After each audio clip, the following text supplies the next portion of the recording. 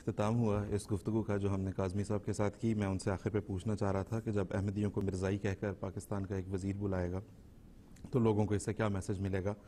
تو لیکن بہرحال وہ گفتگو کا انہوں نے وہیں پہ منقطع کر دیا. دوسری بات، گفتگو کے دوران آپ دیکھیں کہ خود انہوں نے یہ لفظ استعمال کیا کہ یہ سب کچھ جو ہوا یہ اس امتیازی قانون کی وجہ سے نہیں ہے. تو at the back of their mind تو بہرحال ان کو خود بھی پتہ ہے کہ یہ کس طرح سے امتیازی بن جاتا ہے یہ قانون. اور دوسرا، مجیب الرحمان صاحب ہمارے ساتھ اس وقت ہیں پاکستان سے ٹیلی فون لائن پہ. مجیب الرحمان صاحب السلام علیکم ورحمۃ اللہ.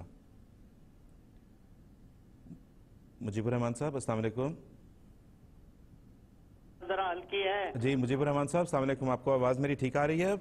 آ رہی ہے آواز، آ رہی ہے آواز آپ کی ذرا ہلکی ہے. اچھا جی مجیب الرحمان صاحب، ہم کوشش کرتے ہیں کہ آپ کو آواز ٹھیک آئے.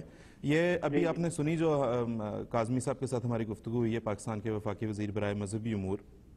تو میں تو شاید اس لیے کہ میں ماہر قانون نہیں ہوں، مجھے یہ بات تعجب میں ڈال رہی ہے کہ انہوں نے یہ بتایا ہے کہ اسلامی جمہوریہ پاکستان کا ایک قانون ایسا ہے جو مسلمانوں ہی کے خلاف استعمال ہو رہا ہے، مسلمان کے خلاف اس کو استعمال کر رہا ہے. پھر اس کے بعد انہوں نے کہا کہ اس پہ سزا بھی کبھی کسی کو نہیں دی جاتی.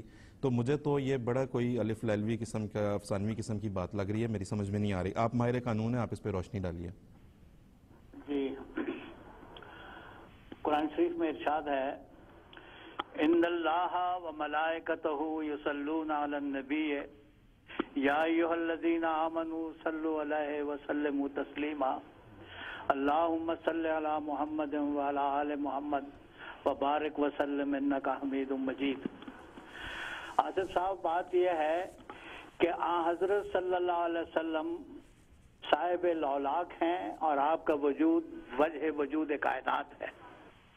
آپ بشریت کے اس اعلیٰ ترین مقام پر فائز ہیں جو قاب قوسین کا مقام ہے، اور جو بشریت اور الوہیت کا گویا مقام اتصال ہے.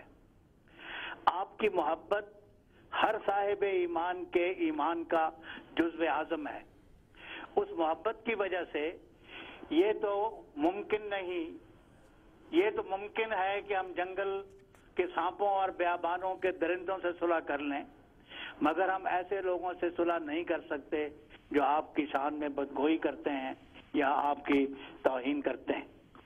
تو حضرت صلی اللہ علیہ وسلم کی توہین یا احانت رسول صلی اللہ علیہ وسلم کوئی ایسی بات نہیں ہے جس کے جرم ہونے کے بارے میں کسی کو شک ہو.